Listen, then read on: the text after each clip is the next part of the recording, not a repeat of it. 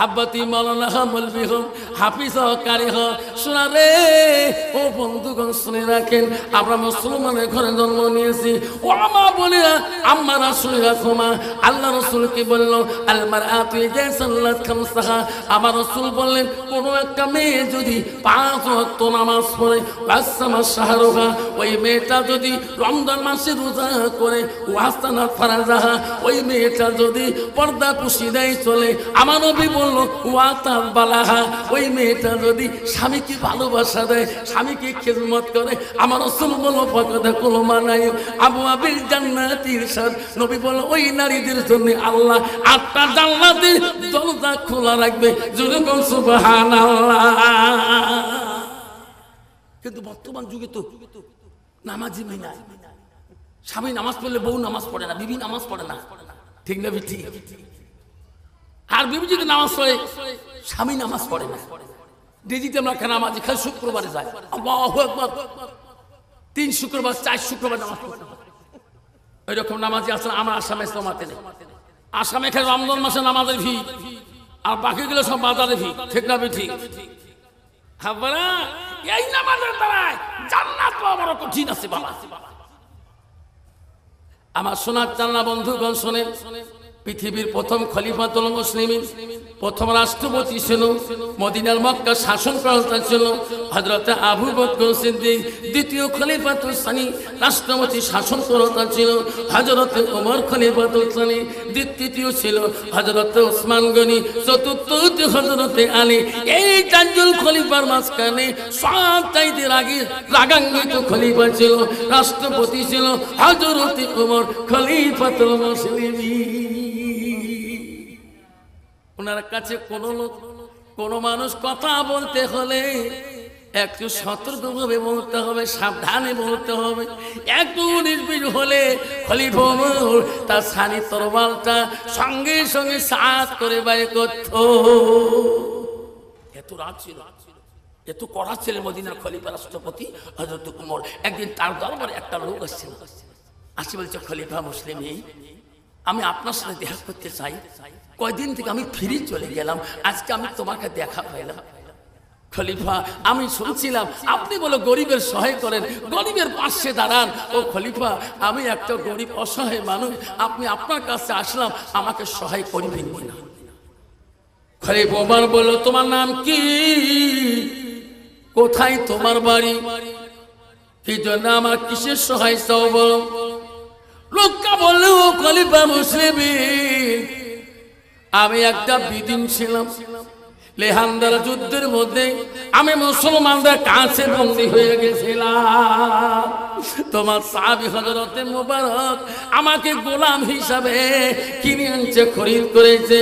ও খলিফা, আমি সেই মুবারকের কাছে আমি থাকতে পারি না, দয়া করি ওনার কাছ থেকে নিয়ে আমাকে মুক্ত করিয়া দেন। সেই আপত্তিটা তোমার কাছে দরখাস্ত করলাম। ও খলিফা, আমি সেই জন্য তোমার কাছে আসলাম, আপনি বলে গরিবের সহায় করেন, আপনি বলে গরিবের সাথে থাকে। খলিফা ওমর বলল বেটা, তোমার নামটা কি, তোমার নাম কি? বলছে খলিফা, আমার নাম হলো আবু লুলু। আরে কেউ আবু লুলু রে, তোমার কর্মজীবনটা কি, তুমি কর্মজীবনে কি কাজ করি, তুমি ওই মুবারকের কাছে টাকা ঋণ শোধ করো। আবু লুলু বলল ও খলিফা মুসলিমিন, আমার জীবনের 3টা কর্ম কাজ করতে জানি, এই 3টা কাজ কর্মের মাধ্যমে আমি যত টাকা কাম করি সমস্ত আমি আবু ওই মুবারকে দেই, এখন আমার ঋণ পরিশোধ হয় না, দয়া করে আমাকে ওনার কাছ থেকে মুক্ত নিয়ে দেন, মুক্ত করিয়া দেন। হযরত ওমর বলল ও গোলাম, সত্যি করে বলো তোমার কাজ 3টে কি, আমি তো শুনতে চাই। 1 নম্বর বলো ও মদিনার রাষ্ট্রপতি, 1 নম্বর কাম হলো আমার জীবনের আমি একজন কর্মকার, আমি লোহাকে গরম করিয়ে আমি অস্ত্রপাতি বানাইতে পারি, তাকে বলে কর্মকার। বাবা তোমাদের কালিয়াগঞ্জে আছে না কামার, কামার, ওই গোলামের কাম ছিল কামার। আর দ্বিতীয় কাম দ্বিতীয় কাম হলো আমি সুতা বানাইতে পারি, আমি সুতা তৈরি করতে পারি। তৃতীয় কাম কি? তৃতীয় কাম হলো আমি আর্ট আঁকতে পারি, আমি ছবি আঁকতে পারি। আমি একজন আর্টম্যান, আমি যে কোনো মানুষকে দেখলে আমি তার চেহারা হিসাবে ছবি আঁকতে পারি। এই তিনটা কর্মের দ্বারাই আমি যত উন্নতি করি তবু আমার ঋণ শোধ হয় না। খলিফা মুসলিমিন বলছে, ও আবু লুলু রে, আমি শুনছিলাম তুমি বলে একজন উঁচুদাত শিল্পী মানুষ, তুমি বলে আকাশ উড়া কল বানাইতে পারো। ও আবু লুলু, আমি মদিনার খলিফা হযরত ওমর বললাম, তুমি যদি আমাকে আকাশ উড়ে একটা কল বানিয়ে দিতে পারো, আমি যত টাকা লাগে, যত দিরহাম লাগে, আমি সব তোমাকে দেব। কিন্তু আকাশে উড়ে কল না বানা পর্যন্ত আমি তোমাকে ওই মুবারকের কাছ থেকে আমি মুক্তিও করে নিতে পারবো না। বাবজু শোনাচ্ছেন, আমার ভাষা বোঝেন তো বাবা? আমার ভাষা বোঝেন? আম্মা জামান, ও অনন্তপুরে মা বোনেরা শুনে রাখো, মা আম্মারা কথা বলবে না, সামনে করবে না। বিশ্ব রাসূল বলল, আতাত বালাহা, তোমার স্বামী যখন বাড়ি দিকে যাবে, স্বামীর দিকে তাকিয়া দেখিয়া একবার যদি মুস্কি হাসি দেয়া দিতে পারো, স্বামীর মন যদি জয় করাতে পারো, আল্লাহ রাসূল বলল, কোন নারী যদি স্বামীকে মন জয় করাতে পারে, আল্লাহ রাসূল বলল, ওয়া যাওজুহা আন গায়রিন, তার স্বামী যদি তার উপরে রাজি খুশি হয়ে যায়, আমার নবী বলে, দাখালাতিল জান্নাত, সে মেয়েটা হবে জান্নাতি। এরকম সুবহানাল্লাহ। অন্ত বাবা, বর্তমান যুগে নারী স্বামী বাড়িতে গেলে স্বামীর মনকে কোনোদিন জয় করতে পারে গো? স্বামী বাড়ি গেলে ওই নারীটা স্বামীর দিকে তাকে কোনোদিন হাসে গো? কোনোদিন হাসে? তোমার অনন্তপুরে কোথাও হাসে, আমাদের আসামে হাসে না বাবা। স্বামী যেই বাড়িতে যায় রে বাপ, একদম নারী আছে বাবা, খালি মাগুর মাছের মতো আসে না। বাবা কেন মা? আল্লাহ রাসূল কি বললেন? মা, স্বামী যখন বাড়িতে যাবে স্বামীর দিকে তাকাইবে। বিশ্ব রাসূল স্ত্রী হযরতে মা আম্মা জান হযরতে আয়েশা সিদ্দিকা রাদিয়াল্লাহু আনহা, রাসূলুল্লাহ বাড়িতে গেলে আয়েশা এত খুশি হয়ে গেছিলেন। আয়েশার মুখের দিকে সহিহ হাদিসে আছে, আল্লাহ রাসূলের মুখের দিকে আয়েশা তাকিয়ে থাকতে দেখছিলেন। আয়েশা জিজ্ঞাসা করেছিলেন, রাসূল বলছে, আয়েশা রে, আমি বাড়িতে আসলে তুমি আমার মুখের দিকে কেন তাকাও? আরে মায়েশা বলছে, হুজুর আপনি যখন বাড়িতে থাকেন না, আমি আয়েশা বড় অস্থির হয়ে যাই। আপনি যখন বাড়িতে আসেন, ওগো নবী গো, আপনার চেহারাটা দেখলে আমার আয়েশার কলিজাটা ঠান্ডা হয়ে যায়। কিন্তু বর্তমান যুগে নারীরা স্বামী বাড়িতে আসলে কোনোদিন ওই মেয়েটার কলিজা ঠান্ডা হয় না। ওই মেয়েটার স্বামীর এমন জ্বালা যন্ত্রণা দেয়, ওই স্বামীটা বাড়ি না থাকি সময়টা বাজারে কাটায়। যদি কোনো ঠিক না মিঠি আমাকে বলছে, হুজুর বুঝুন, অনন্তপুরে একটা মোল্লা আফসার মোল্লা আছে, বুঝুন কে দেখছেন স্বামীর সাথে বলে হাসি করে কথা বলতে হয়, আর স্বামীকে বাড়ি আসলে স্বামীর সাথে মিষ্টি মিষ্টি কথা বলতে হয়। ভাইজন দেখো তো, এই কথাগুলো তাকে শুনি নাই। আল্লাহ, আমি স্বামীকে কত ডাঙামারি করছি, কত ঢিকেছি, কত দিতেছি। বুঝুন, কালকে শুনি মনটা আমার কলজেটা কাঁপছে। তোর দুলাভাইয়ের হাতে আমি যে ব্যবহার করছিলাম, কালকে তওবা করে নিয়েছি। কালকে তওবা করে নিয়ে আমি আমার স্বামীর কাছে ক্ষমা চাচ্ছিলাম, আমাকে যা জীবনে ভুল করছি স্বামীকেও আমাকে মাফ করে দেন। যেই কথা বলছি সঙ্গে সঙ্গে মাফ করে দিয়েছে না।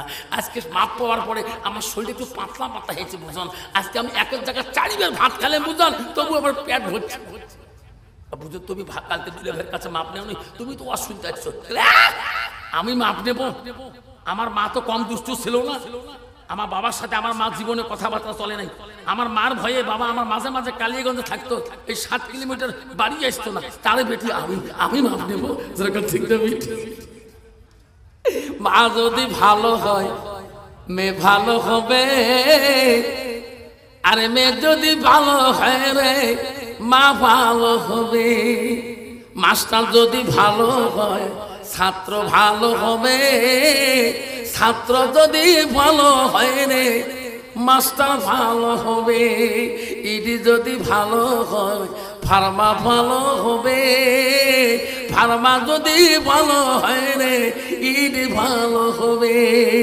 এমন জাতের কচু আছে অল্প জালে সিদ্ধ হয়, এমন জাতের মেয়ে আছে অল্প জালে সিদ্ধ হয়, এমন জাতের মেয়ে আছে অল্প কথায় বুঝিয়া পায়, এমন জাতের কচু আছে অল্প জালে সেজে না, এমন জাতের মেয়ে আছে অল্প কথায় বোঝে না। যেরকম ঠিক না মিঠি বাবা। নারী কয় প্রকার জানেন? নারী হল 4 প্রকার: হস্তেনী, কদমনী, সাংখিনী, ওয়াজ।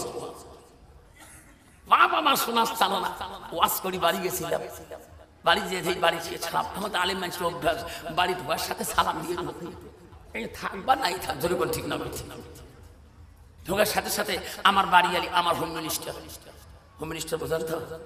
আমার হোম মিনিস্টার বলে, ও আনসারির আব্বা এখন দুধ চা বানিয়ে দেবো না লাল চা বানিয়ে দেবো? আমি আনসারির আব্বা কোষ করে হুজুর কবর কষ না। আমি স্কুলে গেলে আমার সব ছাত্রছাত্রী হুজুর কয়, হিন্দু সবগুলো হুজুর কয়, আমার স্টাফ হুজুর কয়, আমার প্রিন্সিপাল আমার হুজুর কয়। তুই হুজুর করলে কি হয়? ওয়াজ করি মাথা খারাপ হলো না, ভাবতো না আমার সব জায়গায় হুজুর হওয়া যায়, সব জায়গায় স্যার হওয়া যায়, সব জায়গায় মোল্লা সাহেব হওয়া যায়, সব জায়গায় মুফতি সাহেব হওয়া যায়, সব জায়গায় মুহাদ্দিস সাহেব হওয়া যায়, সব জায়গায় প্রেসিডেন্ট সাহেব হওয়া যায়, সব জায়গায় নেতা সাহেব হওয়া যায়, সব জায়গায় ওই মিনিস্টার হওয়া যায়, সব জায়গায় ইঞ্জিনিয়ার সাহেব হওয়া যায়, কিন্তু বিবির কাছে হওয়া বড় কঠিন। যেরকম ঠিক মিঠি তুমি কেমন স্যার কেমন হুজুর গ্রামের মানুষ না জানলো তো বাড়ি আলি ভালো করে জানে রে আমার কেমন হুজুর। যেরকম ঠিক না মিঠি, যেরকম ঠিক না মিঠি। তুই কেমন পিসা, কেমন আমির সাহেব, কেমন মোল্লা সাহেব, দেশের মানুষ না জানলো বাড়ি আলি হোম মিনিস্টার। খলিফাতুল মুসলিমিন ওই আবু লুলুল বেঈমান বলল, খলিফা আমি আপনার কাছে আসিলাম সহায়ের জন্য, আপনি গরিবকে সহায় করেন। আজকে আমাকে 2 শর্ত দিলেন, এই সত্য তো আমি আবু লুলুল পূরণ করতে পারি না, আমি আকাশ উড়ে কোরবানি দিতে পারি না।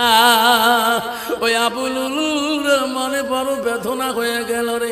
আমি শুনছিলাম রে মদিনার খলিফা হযরত ওমর কাছে গেলে গরিবরা সহায় পায়, অসহায় মানুষের কাছে দাঁড়ায়, কিন্তু হযরত ওমর তো আমাকে সহায় করলো না। মনে মনে আবু লুলুর মনে আঘাত হয়ে রলেন, আর ভাবিল আবু লুলুল বলল রে ও খলিফা, কোন মানুষ তোর কাছে কথা বললে বলে ভয় পায়, আমি আবু লুলুল প্রতিশ্রুতি নিলাম, আমি একদিন হলো আমি আবু লুলুল তোকে ছাড়বো না, আমি উমরকে ভয় করবো না।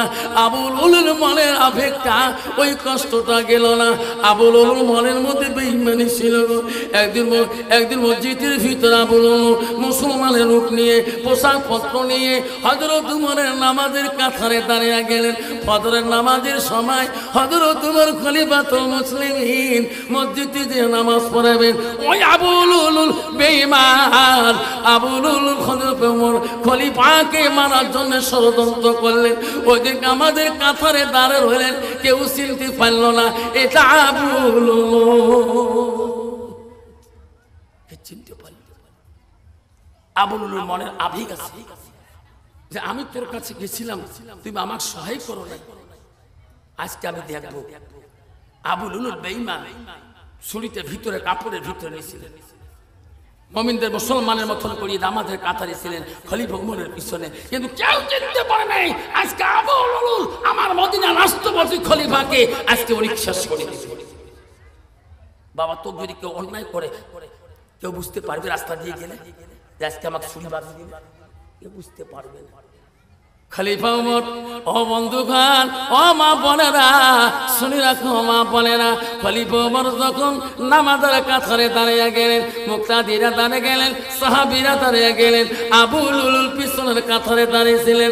ওই সময় আবু লুলুল মনে মনে ভাবল, রে এখন তো নাকি ছুরিতে আঘাত করা যাবে না, কারণ উনি যতক্ষণ পর্যন্ত নামাজের নিয়ত বানবে না, নামাজের সুরে কেরাত পড়বে না, অতক্ষণ পর্যন্ত তার আগে তা আঘাত করা যাবে না। আমরা জানি মুসলমানরা যখন আল্লাহু আকবার কয়া নামাজের নিয়তটা বাঁধে, ওই সময় মধ্যে ওই নিয়তকে তপ করে ছাড়িয়ে দেয় না। যদি কোন ঠিক না মিঠি হযরতে মদিনার খলিফা মসজিদে ইমামতির জায়গায় যখন নামাজের নিয়ত বাঁধল, সাহাবার কেরাম নামাজ পড়তে ওনার পিছু। আবু লুলুল মনের মন্তব্য খারাপ ছিল। হযরত মদিনার খলিফা আল্লাহু আকবার কে যখন নামাজে নিয়ত বললেন, প্রথম সূরা পড়া শুরু করে দিলেন। ওই সূরা ফাতিহার পরে একটা সূরা মিল করে পড়াবেন। এই সময় বেঈমান আবু লুলুল ওই কাপড়ের ভিতর থেকে ছুরিটা বাইর করে আরে এমন ভাবে মদিনার খলিফা রাষ্ট্রপতিকে এইভাবে হানা শুরু করে দিলেন।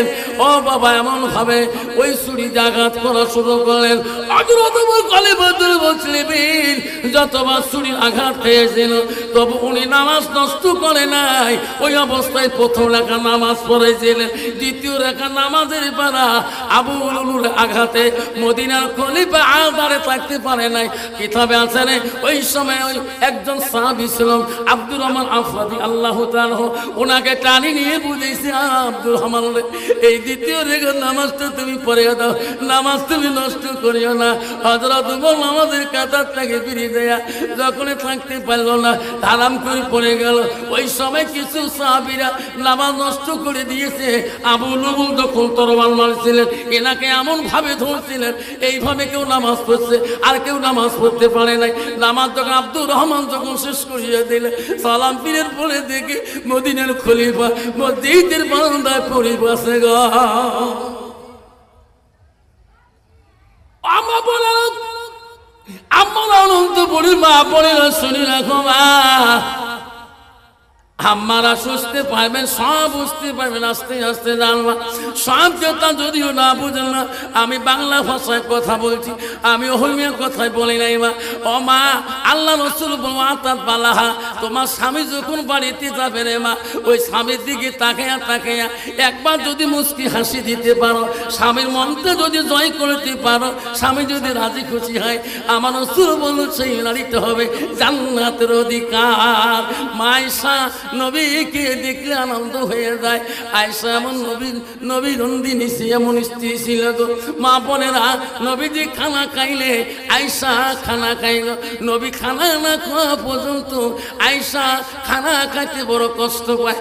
আমার নবী যখন খানা খাইতে বসে, আয়েশা তখন নবীর সঙ্গে বসে খানা খায়। যেরকম সুবহানাল্লাহ, কি মহব্বত ছিল মা বোনেরা। আমরা নবীজির সঙ্গে আয়েশা খানা খাচ্ছে। আয়েশা সিদ্দিকা আম্মা জান নবীজি দেখছে রে, আয়েশা গোশগুলা খেয়ে খেয়ে হাড্ডিগুলা রেখে দেয়। আমার রাসূলুল্লাহ আয়েশা কামরা গোশগুলা হাড্ডিগুলা রাসূলুল্লাহ খায়, চুষে চুষে খায়। আমার মা আয়েশা আম্মা জান যে গ্লাসে পানি পান করে, যেদিকে আয়েশা ঠোঁট লাগে পানি খায়, সেই দিকে রাসূলুল্লাহ ঠোঁট লাগে পানি পান করে। আমা বলিরা আমারা শুনে না মা, স্বামী কত বড় তুমি জানি। মা আয়েশা সিদ্দিকা বলছে, রাসূলুল্লাহ গো, আমি কুসকে হাড্ডিগুলো রেখে দিলাম। ও গো নবী, আমার কামরা হাড্ডিগুলো আপনি কেন খান? ও গো নবী, আমি যেদিকে ঠোঁট লাগে পানি খাইলাম, আপনি সেই দিকে কেন পানি খান? ও গো নবী, আপনি না বিশ্ব নবী, আপনি বিশ্ব রাসূল। মা রাসূলুল্লাহ কথা শুনে আয়েশার কথা শুনে নবী বলছে, আয়েশা রে, তোমার কামরা হাড্ডি যদি আমি খাই, আমার কামরা হাড্ডি যদি তুমি খাও, আয়েশা সে হাড্ডিটা আল্লাহ দরবার রহমতি হাড্ডি হয়ে যায়। আর তোমার আইতে পানি আমি খাইলে, আমার পানি তুমি খাইলে, সেই পানিটা রহমতি পানি হয়ে যায়। আমার উম্মতিরা খাইবে, আমি রাসূলুল্লাহ খুশি হয়ে যাব। কিন্তু বাবা, এই মহব্বত কিন্তু বর্তমান সমাজে স্বামী স্ত্রীর মধ্যে নাই। যেরকম ঠিক না ঠিক বাবা, মোহাব্বত একটা আছে, সেটা কি জানেন? স্বামীকে কেমন করে হাতের কবজায় রাখা যায়, যাতে বাবার সাথে ওই সিলের 5 বাজে দেওয়া যায়। যেরকম ঠিক না ঠিক কি বাবা, লড়াই বাজে দেওয়া যায়। মা বোনেরা শুনে রাখেন, মদিনা রাষ্ট্রপতি খলিফাতুল মুসলিমিন আবুল বেঈমানের ছুরির আঘাতে পড়ে গেলেন। সব সাহাবীরা কান্না জোরে করল, মদিনার খলিফার কি হলো রে? তার সামনে কেউ দাঁড়াইয়া কথা বলতে পারতো না। মদিনার খলিফা ছটফট করতেছে, সবাই ঘরে করে নিয়া বাড়ি মুখে চলে যায় মদিনার রাষ্ট্রপতিকে।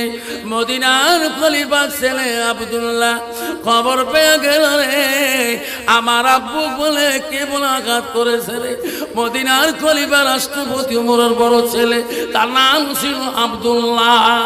আব্দুল্লাহ খবর পেয়ে গো বড় দুঃখিত হয়ে গেলেন। কাঁদতে কাঁদতে আব্দুল্লাহ দৌড়ে আসতেছে, আসি দেখে রে সাহাবা কেরামের ঘরে তার আব্বা এই অবস্থায় রক্ত রক্তিত হয়ে গেছে। আব্দুল্লাহ চিৎকার দেয়, আব্বা ও গো শোনা আব্বা গো, আপনার কাছে না কেউ দাঁড়িয়ে কথা বলতে পারে না। আব্বা আজকে তোমার এই অবস্থা কেন গো আব্বা?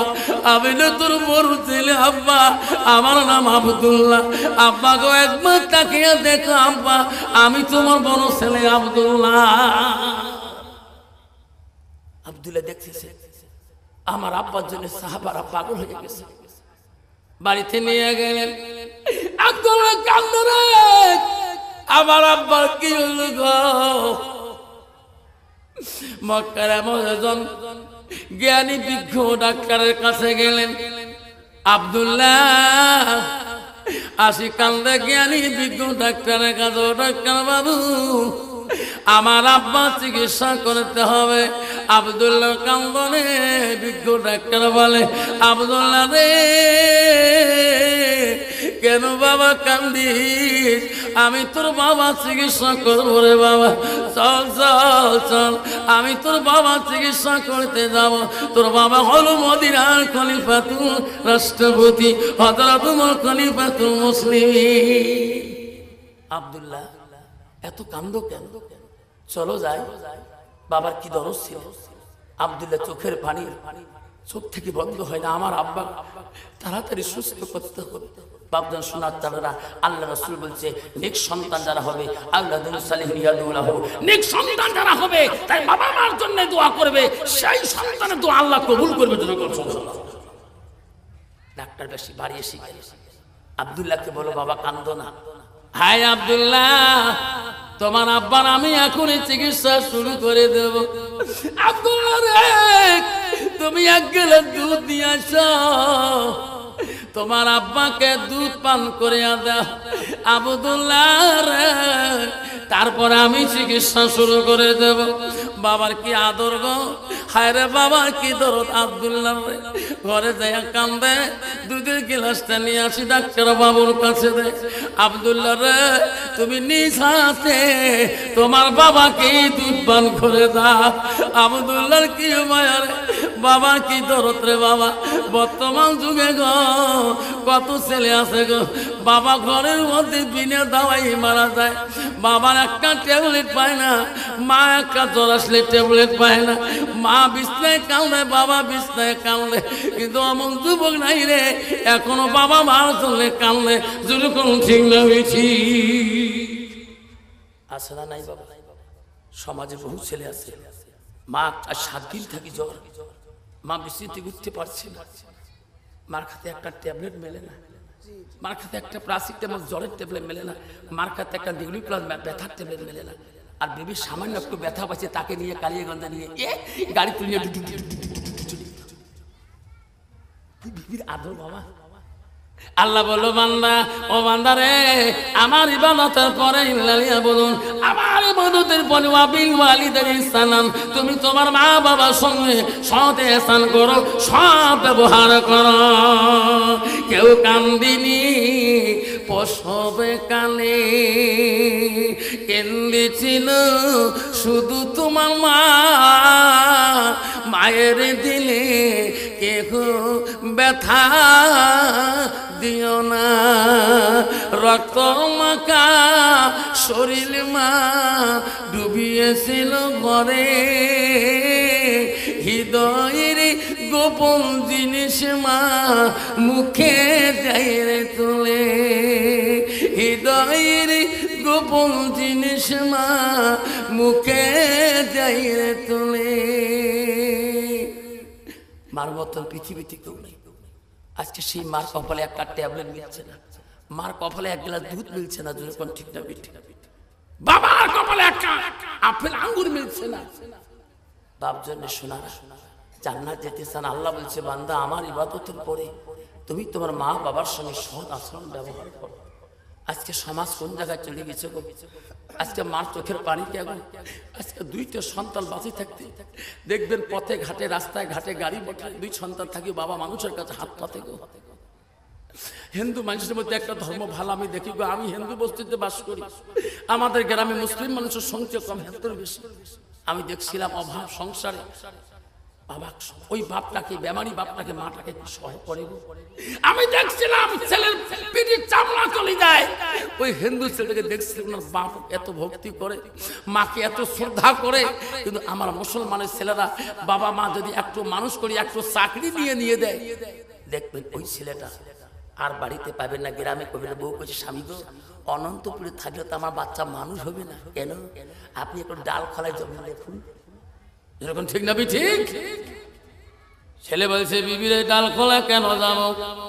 আমার মা আমার বাবা যে আমাকে আদর করে, অরে বেবি আমি ডাল খোলা যেতে পারবো না।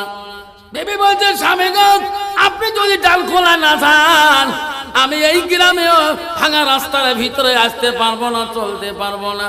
দয়া করি স্বামী আপনি তো চাকরি করছেন, দয়া করে একটা রোড সাইড হাই রোডে পড়লানি একটা জমি নিয়ে এলেন। বিবির জ্বালা যন্ত্রণা সহ্য হয় না, হায় রে অফিসের চিন্তায় পড়ে গেল রে। এখন মা বাবার কথা শুনবো, মা বাবার কথা মানবো না আমার বিবির কথা মানবো? অফিসে গেলে ব্রেন কাম করে না, লেখে এক পাখে যায় এক পাখে। অফিসে কেরানি বলে স্যার আপনার বাড়ি তো অনন্তপুরে ওই কালিয়াগঞ্জে, আসেন আপনি ডাল খোলায়, আপনি এইদিকে জমি কিনে বাড়ি করেন। ও স্যার যেতে আসতে তোমার বহু সময় লাগে। ওই স্যার মনে মনে বলে রে চকিদার এই কথা নিয়ে তো বাড়ির ক্যাচাল শুরু হয়ে গেছে, আজ তুমি যদি এই কথা বলো আমার মা বাবা বড় কষ্ট পাবে গো। লাস্টের মতো বিচার রে মনে মনে জমিন দেখলো, জমিন মিলিয়ে গেল। লাস্টের মধ্যে একদিন কানে কানে বিবিকে বলো বিবি রে রাগ করিস না, ও বিবি তোর জয় হয়ে যাবে। কেন গো স্বামী?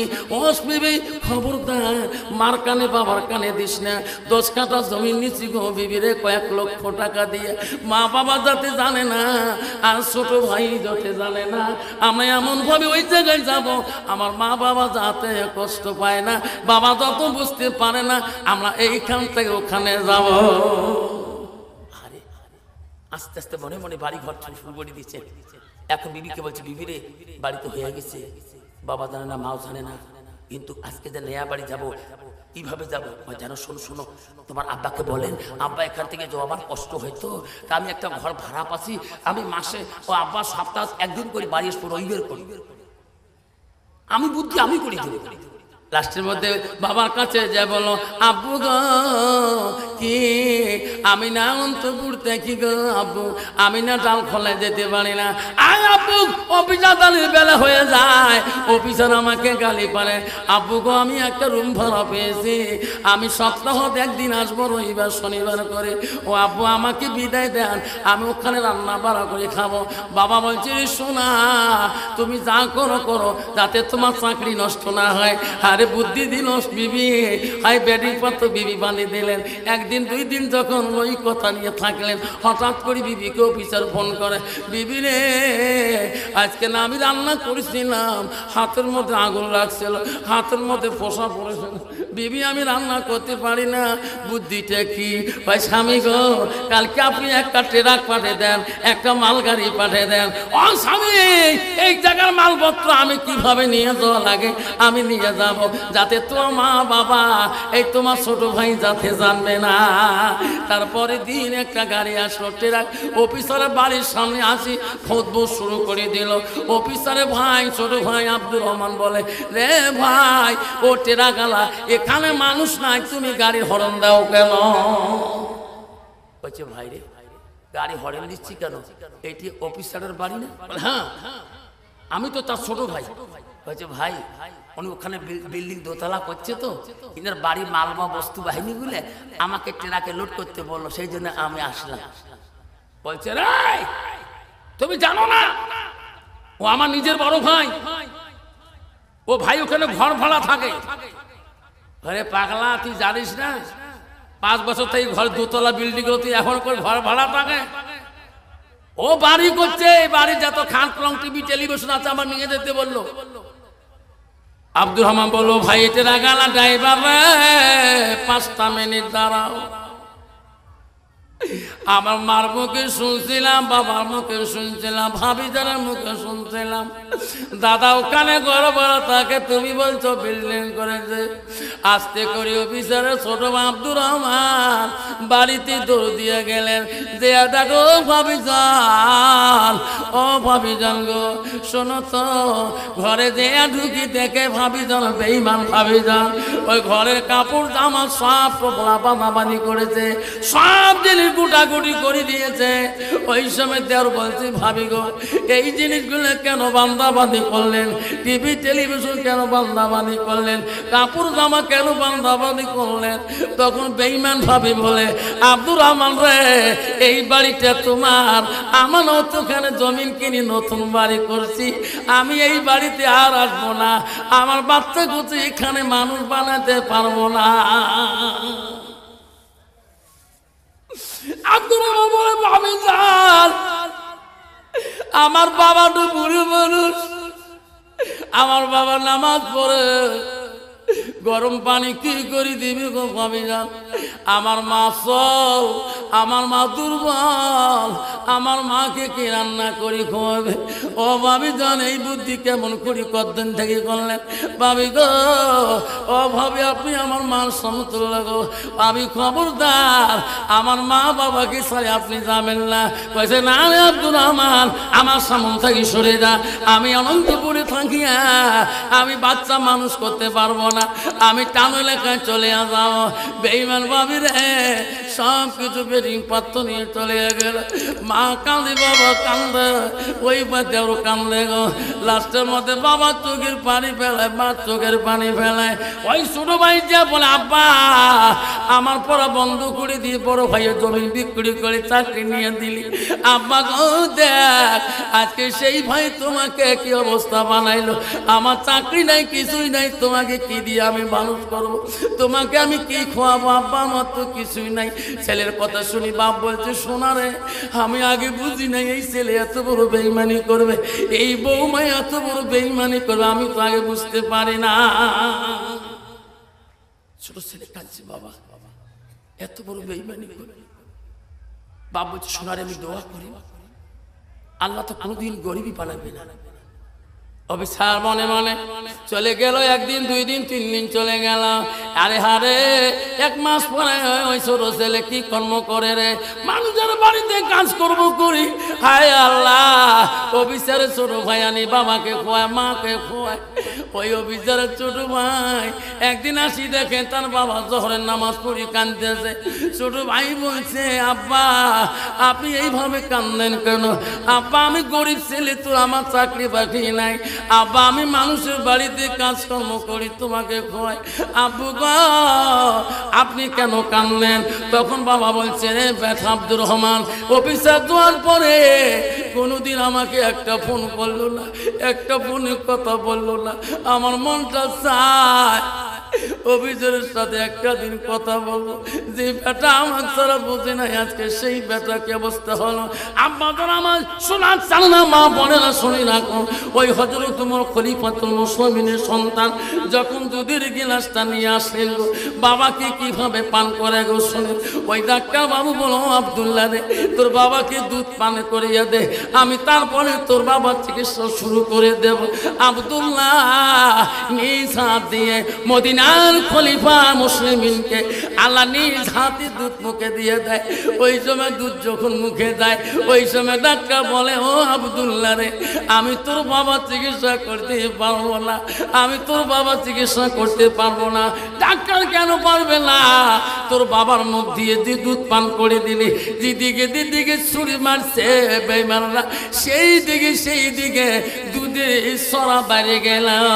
ও আব্দুল্লাহ রে আমি চিকিৎসা করতে পারবো না। আব্বারা বাপের কি দরদ। আব্দুল্লাহ কালে আমার বাবাকে কিভাবে চিকিৎসা করবো। আব্দুল্লাহ দেরি করলো না, সোজায় মদিনার দিকে তোর মারলো। শুনছিল মদিনায় এমন একজন বিজ্ঞ জ্ঞানী ডাক্তার আছে। আব্দুল্লাহ মদিনা ঘুরে খুঁজে ডাক্তারের বাড়িতে, বিজ্ঞর বাড়িতে পৌঁছে গেলেন। আব্দুল্লাহ চোখের পানি দেখি বলে, বাবা কান্দো কেন? তুমি নাকি মদিনা খলিফা হযরত ওমরের সন্তান, কি জন্য কাঁদছো বলো বাবা, কি হয়েছে তোমার? আব্দুল্লাহ চোখের পানি দেখি বলছে, ওই অবস্থা হয়েছে।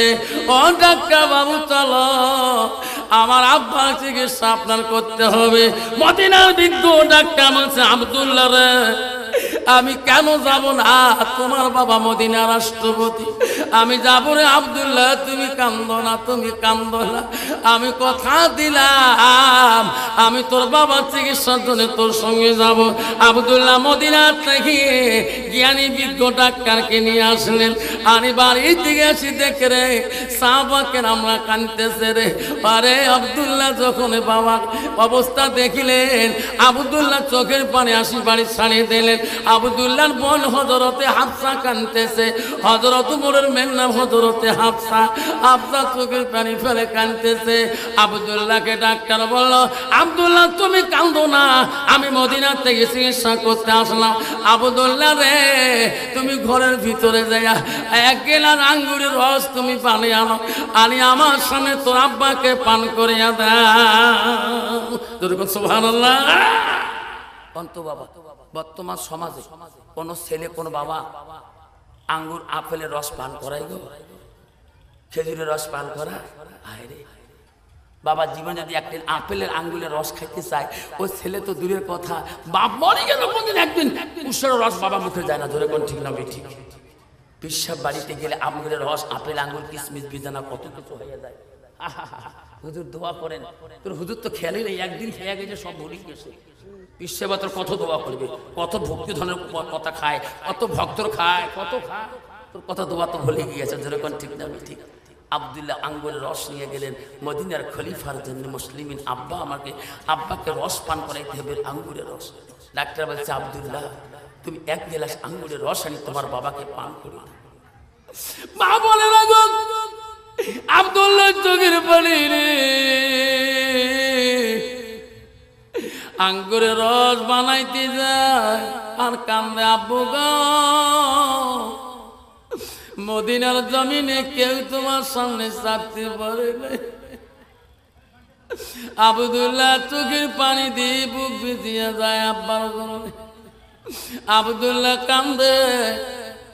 1 গেলা আঙ্গুরের রস বানিয়ে নিয়ে ডাক্তার কাছে দাঁড়াইয়া যায়। ডাক্তার বলে, আব্দুল্লাহ রে তোমার আব্বাকে আঙ্গুরের রস খাইয়া দাও। আব্দুল্লাহ নিজের বাবাকে আঙ্গুরের রস মুখে দিয়ে দেয়। যখন ঢুকে না গো মদিনার খলিফাতুল মুসলিমিন, ওই সময় ডাক্তার দেখে রে মুখ দিয়ে আঙ্গুরের রস যায়, যেদিকে ছুরি লাগছে বেঈমান মারছে গো, সেই দিকে আঙ্গুরের রস নহর গুলা বেরিয়ে যায়, আঙ্গুরের রসগুলো সেই দিকে বাইরে যায়। মদিনা ডাক্কা বলো, আব্দুল্লাহ আমি মদিনা থেকে বেকার আসলাম গো, আমি তোর বাবাকে চিকিৎসা করতে পারবো না। ওরে আব্দুল্লাহ আমি চলে গেলাম, তোমার বাবার মুখ দিয়ে তুমি রস পান করে দিলে, যেদিকে ছুরি মারছে ওই বেঈমান আবুলুল, সেই দিকে রস বাইরে আসে। আব্বারে কিতাবে আছে রে, হযরত খলিফাতুল মুসলিমিনের শরীরে 6 জায়গায় পর্যন্ত আঘাত করেছে গো। আইরে আব্দুল্লাহ কান্দের, মদিনার বৃদ্ধ ডাক্তার চলে যায়। হযরত ওমর মদিনার খলিফা চোখ মেলি খুলে দেখে, বেটা এক জায়গায় কান্দে, বেটি এক জায়গায় কান্দে, সাহাবা কেরামের কান্দনে ঢল পড়ে গেছে। হযরত ওমর আব্দুল্লাহকে ডেকে বলে, বাবা বাবা তুমি কেন কান্দো, এত কেন কান্দো বাবা? আব্দুল্লাহ কিছুক্ষণ আগে আজান এসে গেল রে বাবা, আমি চলে যাব, সময় হয়ে গেছে। বাবা তুমি কান্দো না, ও তুমি আমার বড় ছেলে আব্দুল্লাহ। মদিনার খলিফা দেখতেছে তার মেয়ে হযরতে হাফসা কাঁদতেছে রে। হাফসাকে ডেকে বলে, ওমর ও হাফসা তুমি না আমার আদরের মেয়ে গো, কেন গো মা তুমি এত কাঁদছো? মা রে আমি তো দুনিয়া ছাড়ি চলে যাবো রে মা। ও মা আজান এখন আমাকে সালাম দিয়ে গেল মা। হাফসা তুমি আমার ধরে এসো, আমার কাছে এসো। আরে হাফসা আমার কাছে আসো মা, আমি তো একটা কথা বলিয়া যাই। হযরতে হাফসা মদিনার খলিফার কন্যা গো, বাবার কাছে যখন গেল, হাফসার বেটি আমি মদিনার খলিফা হতে পারি রে, আজকে আমি সব কিছু সারি আমি যাইতে হবে।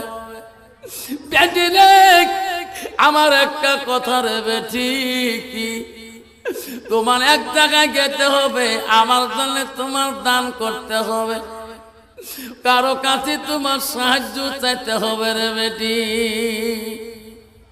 আব্বা গো আপনি মদিনার খলিফা, আপনার জন্য আমি কোন জায়গায় হাত পাতো সাহায্য আনবো?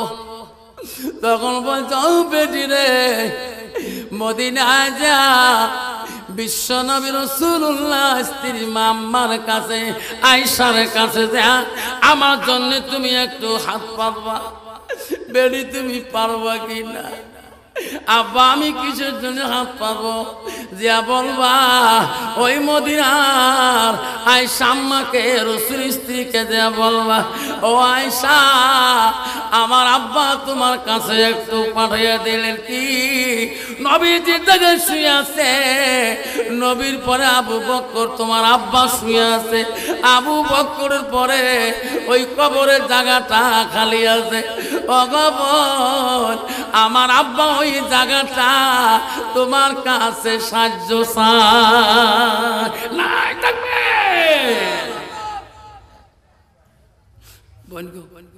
আমার আব্বা পাঠিয়ে দিয়েছে।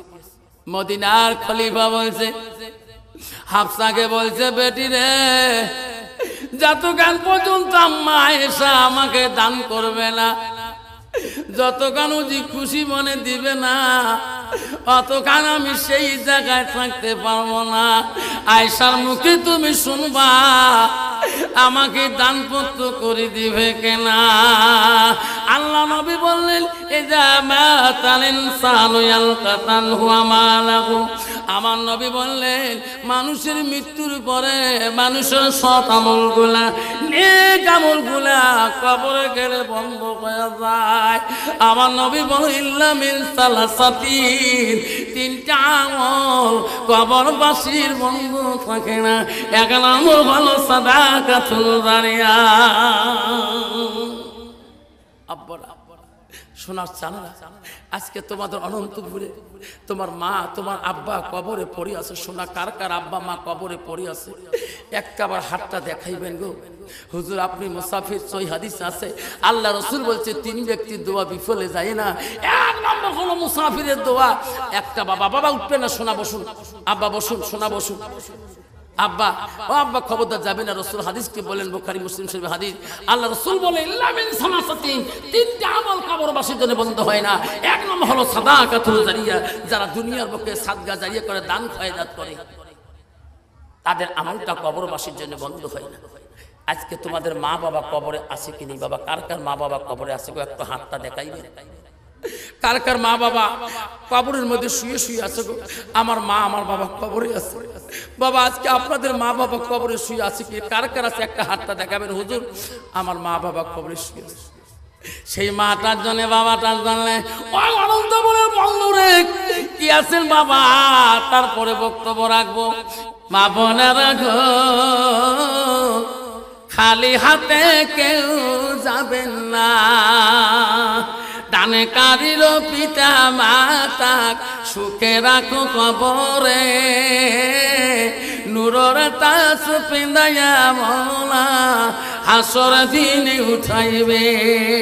দান করিল আব্দুর রহমান, দানকারের দান আল্লাহ করি নিয়র দিষ্টার, দানের বদলে মওলা বানাইও ইমানদার। দান করিবেন মা বোনেরা, খালি হাতে যাবেন না। দানের জন্য দোয়া করব আমি আফসার মহলানা, নামিটি আমার আফসার আলী, অতি গরিব বাবা মা, দিনে ইলম শিক্ষা দিলেন গোলগঞ্জের মাদ্রাসায়। বাবার নামটি আব্বাস আলী, গ্রাম পোস্ট বিশিখোয়া, থানা হইল গোলগঞ্জ, জেলা আমার ধুপিরি। থানা হইল গোলগঞ্জ, জেলা আমার ধুপিরি। ও খোদা তোমার ডাকিতে জানি না,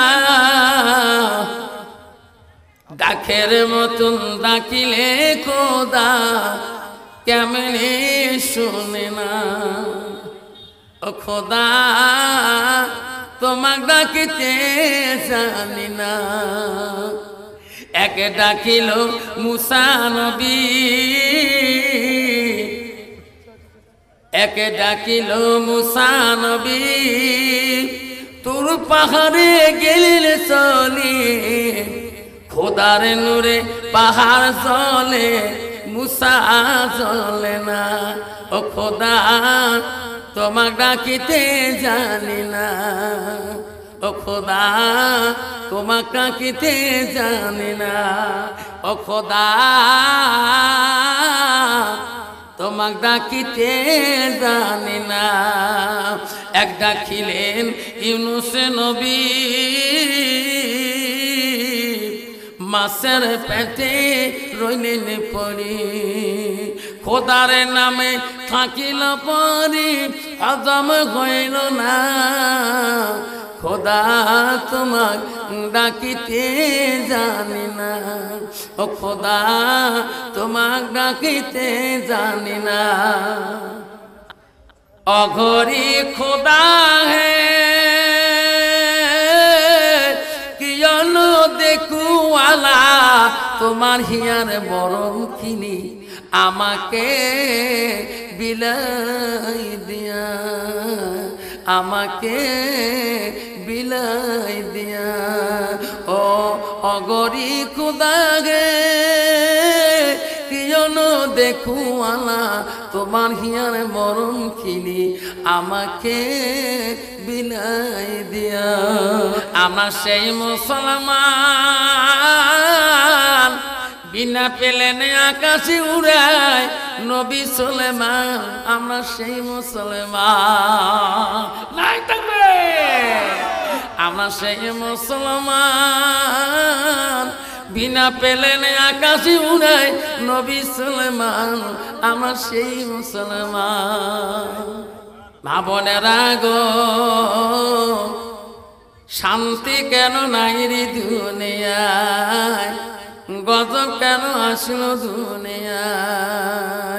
আন্দামানে গজব হলো, গুজরাটে গজব হলো, হাজার হাজার মানুষ কালো বিদিনের জ্বালা।